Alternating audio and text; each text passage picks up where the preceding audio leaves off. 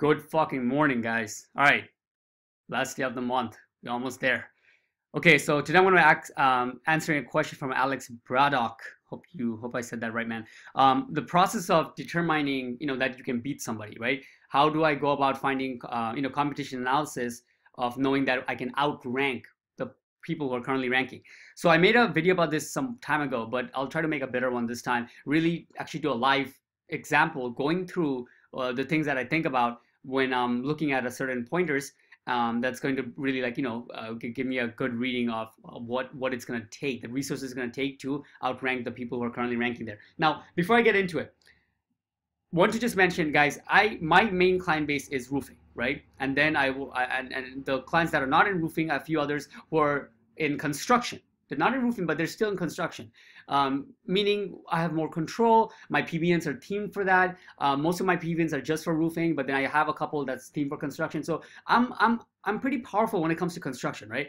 So when I'm doing my outreach, right, I'm not too worried about what the top competitors are doing. My main thing for my clients is I want to get them on the maps for a majority of the keywords and get them that kind of visibility, right? And everything from then is like lower priority. Main thing is to get them for the maps for the most search volume keywords and stuff like that. So I'm not too worried about where it is. Like, not to be bragging or anything, it's just most of America, I know that if I'm gonna get a roofer for, even if it's a large state, it's gonna be fine. Like, I'm gonna be able to, most probably gonna be able to, without too much hassle, get them in the 3-pack, right? Now, if it's like one out of the top 3 states, 3 cities like Houston, or just literally like the top biggest states, I might do a few more things just to make sure those top guys don't have something crazy going on, like links from DA 50, 60 plus websites coming into there that's like powering them up. As long as nothing crazy weird is going on, it's going to be fine, right? So that being said, what I'm going to do is pick a different niche, and it's actually a real prospect that I'm currently I recently got reached out by, who I'm contemplating if I'm going to be taking them on because their budget is pretty low. But yeah, so I'm going to be actually showing you what I would do for them and how I find out. Now, this prospect wants to rank for real estate photography Miami. So first of all, understand this thing. City matters. The city you're in, population, popularity, New York, Houston, like I said, all these places that on the top of your head, even, or like the big cities, if you don't know the top of your head, the biggest cities are gonna be, harder to rank for, more population, etc., like that, okay? California, okay, that's one city. The other one is the niche, right? Just going over some basic shit now. And then we can go over what is it that they're actually doing. Photography Miami, if they were like, I want to be ranking for photography Miami, that's obviously much more competitive. It's 2,400 searches just for this term, right? But they only do construction photography and real estate photography, right? This is what they're trying to rank for, much later, and it's a niche down within photography. So understanding exactly the thing, right? Usually my clients are just roofing, so they're just like, there's no like, they only do asphalt roofing. But for photography, it looks like a lot of people only do a certain type. And side note, I might actually take them on even if they are a small lower monthly fee, because fuck, these guys do photography for real estate and construction companies. Hint hint, like their whole client base is my client base. So if I can swing something for them that good shows good results, there's a good chance that I'm going to be able to swing something for their client base as well. Anyway, side note ended.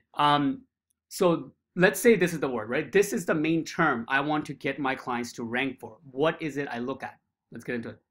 Now, you didn't specify if you want to get in the maps or organic, so I'm going to kind of assume you're going for organic because I don't know. Yeah, I'm just going to assume that that's what you're going to look at. But yeah, I wanted to also try to put in some stuff that I'll check for the maps and stuff. But mostly whatever. If they have something crazy going on for organic, a lot of times it doesn't mean right away that they have also something crazy going on for maps. Some people are very strong organically. They are ranking all across the state for large keywords. Maybe they're even beating some of the directories and stuff like that. But then I check out what they have for maps. It can probably still outrank them for the maps. It's like it's a little different game. But without getting into too much like that, I'll just go through what I would look at from the first thing. Okay. So basics. What is the first things we look at? What is the first most basic things you must do, or you should have when you're just doing the preliminary work for a client, right? To rank them, their URL, their headline, title, right? Then it goes down to things like how many times the word is said on the page. So let's go into it. Even before I go into their website, this is the shit I look at.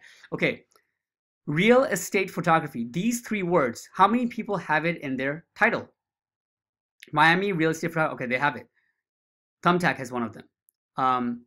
Alex Photo, turn photography, but real estate, the word is not in there. So my first sign right there. There's somebody in the top 3 who's ranking. I mean, they're also top 3, I think, if it's incognito, right? So somebody in the top 3 who is ranking for that without the title in there. Okay, so first hint, like, all right, okay, so it's first hint that it might not be too competitive, like that. Get it? Okay, Yelp is there, Zillow, expertise, and then I'm just looking for other places, like, real estate. Okay, this one has it, so they're going for it directly. Like, that means what this tells me is that this guy knows this search volume. He's going for that. He knows there's a search volume for this exact keyword, so he puts it in his title. That's what it basically means. How many people are gunning for it? That's what we're trying to find out, right? Directly gunning for it, so that they dedicate their title to it, because they can dedicate their title to all the other keywords, but they're dedicating it for this keyword, which is the main keyword my client is going for. So that's what we're trying to find out. Real estate photographers. Okay, expertise is going for. Okay, great, we found that out. It's if we find everybody in the first page going for it, then it's something. Then you find in the second page. But I already found one company, and then I think there's the last one, another guy who's not going for it. See, House is not going for it directly. There's no real estate, the word there.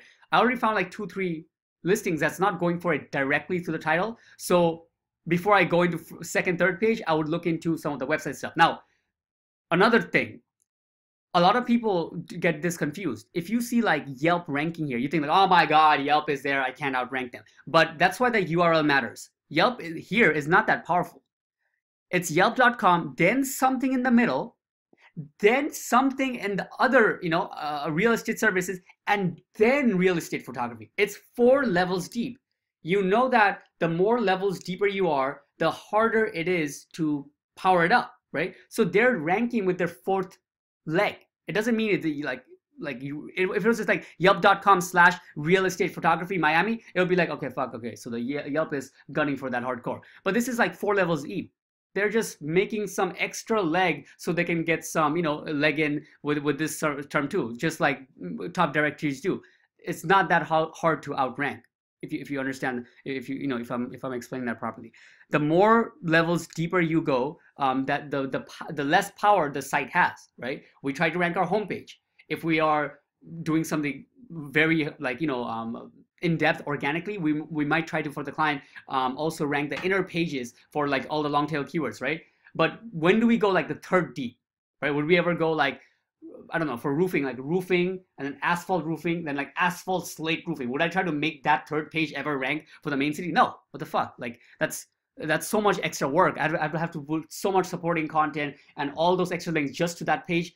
It's unnecessary. I'll do the homepage, which they're not doing because it's not worth it enough. That should complete the circle. All right.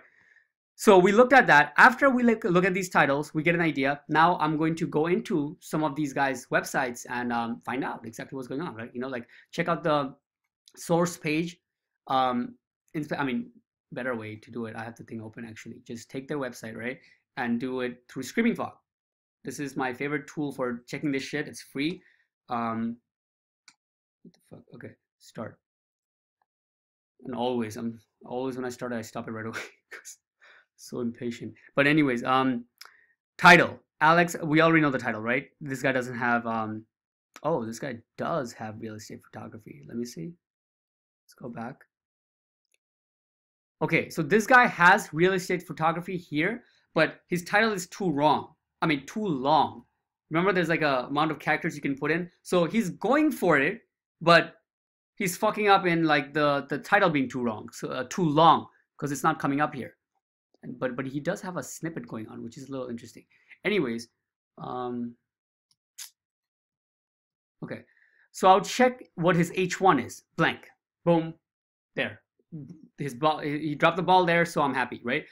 whatever he's doing, his title is a bit too long, whatever, but he's going for it. So he's gunning for that keyword. He's aware that that keyword has search volume, but he dropped the ball at H1. You go to his website, nothing is, you know, he doesn't have a heading in there. So he's not getting that layup, that extra ranking boost, which tells me that, okay, right now somebody's ranking in the 3rd position, which has the title too long, but and he's dropping the ball in the H1. So it tells me that it's not too competitive. I can probably rank there without too much hassle because he's ranking there. Get it? So that's what it shows me so far. Okay, so that being said, the next thing is going to look at literally like, you know, Command F and find how many times the word real estate comes up. Because I know photography is coming up, but real estate, okay, 3-4 times, probably not that much, okay? Not obviously doesn't mean I'm gonna keyword stuff it. An easy way to do this is take the top 5 people, see how many times the main keyword comes in their website, and just add it all up. So 5 people, add it all up in an Excel, which competitors, add it, and then divide it by 5. Because you look at 5, divided by them, you'll get the average, and then plus 2. Just do the average plus about 2 to 3 more times in your page, and that's it. That's an actual way to bring it into a formula, and then you'll always be safe in that way, right? You're not going to over optimize, but you're not going to undercut it because you took the average. And some people are going to be a lot higher than the average, but they're fine. They're not penalized because they're in the first page, and you're doing it a bit more than the average. Get it? It's perfect. Like that's the how many times you should put it. All right, now we're there. We found the H1 tags.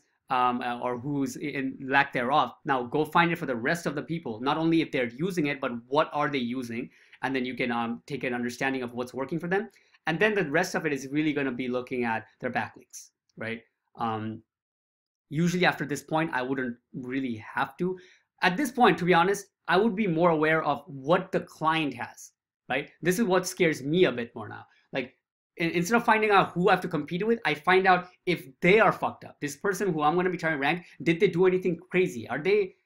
Did they spam their site with 1,000 links from Fiverr that I have to like disavow and always be in question that does this have a lasting effect even after I disavow the links or some shit like that, right? Do they have anything like that going on? If their backlink profile is clean and if their site is fine, right?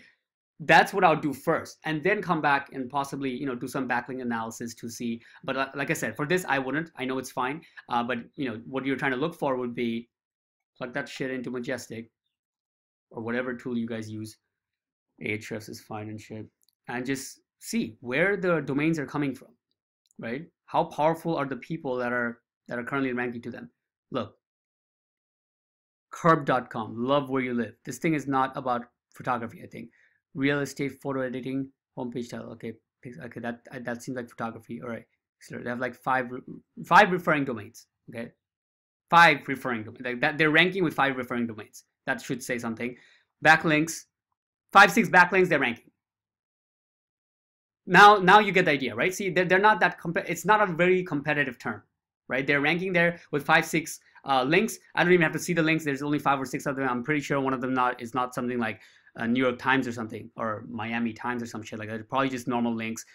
Trust flow citation is normal. Everything, nothing crazy going on. And yeah, this is pretty much it, right? You can check the domain authority, you know, just to make sure. I use the Moz bar. I believe that's still free. You can have that. If you guys don't know, go to Moz, get the you know, the toolbar. Basically tells you the domain authority of the people who are ranking there. If they're around 20, 30, it's again normal. If they're under that, it's even greater. If they're over like 40, 50, then you know, you want to tip. But this guy's not 100% sure. This guy's not over 40, 50 domain authority. So all right, so that's that. Now, lastly, to give you guys something about maps, right? Maps is the power in maps is, you know, the things I would check. Usually almost nobody does, right? I'll try to find out if they have a very powerful drive stack going on, if they have certain things that are really underused, almost nobody uses in the industry, right? So that is why I'm so confident in the maps. Again, right? So it's a circle there. So, but the thing I would really look at, without getting too much into it, is one is the main term. This is something that's again rare, but it can kill shit, kill your campaign if you don't check it. And this is what I'm talking about. Look, real estate photography Miami. We see that. And then we see in maps who is naming their entire business for that map. This guy, Miami real estate photography. This is real estate photography. Now, this guy is more of a threat to me than this guy, and I'll explain why. First of all, what this tells me is that, okay, there's people going for, there's people who's naming the entire business for this term, so they're gunning for that hardcore, okay? It tells me that. I'll check if is my client's business name that, because till now, a lot of people say don't use it. Dowdy said I don't care about all this, philosophy and all the too much futuristic stuff. I know this works now. I know that if you have at least one of the words, the word photography in your business name, it's gonna have a boost in your maps ranking, right? So I checked that shit. Real estate photography, this guy has it enough that he's naming his whole business behind it. So okay, I would have to check him out. Now, why this guy might be more of a threat is because a lot of times when we have words like this, real estate photography Miami has a search volume. Also the other one, moving the location to the back, Miami real estate photography has tends to have search volume. And what we want to check is Google not making the mistake of thinking that whenever people have this switched around, Google should not be thinking that this is people are looking for this company. I'm doing a bad job by explaining this. Sometimes Google makes a mistake. What happens is you have the main term, real estate photography Miami, and then when you move the location to the beginning, Google will think that, and when people search that in, Google tends to give that company, or if there's a company out there which has that sequence, like this guy does, Miami, like location first, is real estate photography, it's going to think that people are looking for that company. But people are not. People are just looking for Miami real estate photographers. But Google thinks that people are looking for their company. And how you know Google is making a mistake is you search it and they're going to put their own site panel. Okay, so it's not happening. Lucky. That's not happening. That's not the case. All right. So let's do it in incognito just to make sure. Let me see. Okay, so that's not happening. That's great. So I'm happy. What would happen a lot of times is if I did Miami real estate photography, this guy would come on the side as if that means Google is basically saying like, oh yeah, you are looking for this guys, right? And we're not. Our clients are would get would be a disservice for this keyword for a client because it'll be so much harder to outrank that. Once people get their own side panel, obviously you have to do all the other shit to break the one pack, basically they're getting their own window and make it a normal, the 3-pack, right? So we want to make sure that one of the main keywords we're going for is not this, especially if somebody is getting their side panel. I hope I'm making sense. I'm going all over the place, but it's a very important thing. You can get, if one of the keywords, if your main keyword is like something like real estate photography and that has like 200 searches, and you're also showing the client like, oh, the second word is like this, and we're going for that too, that they're going to hold you accountable for, or you're expecting that to be part of the campaign to bring a certain amount of results, and the competitor has its own side panel for that, then I know that I'm going to be having to do extra shit to break the 1-pack into make it into 3. So I would have to account that into the program, right? So that's just, one of the things I want to tell you guys for maps. Not going to look into too much shit of like what I would look for maps to outrank, because like I said, usually I don't really care. I know that most people are not doing a lot of stuff for maps. So even if one of the companies is like really good and they're doing a lot of, activity for the maps, I know there's a good chance the other two aren't, right? As long as I'm promising something with organic and that is not that competitive for this niche, it's a good go, like it is for this guy, okay? So hope that helps, guys. I know this is way longer than I was intending it to make.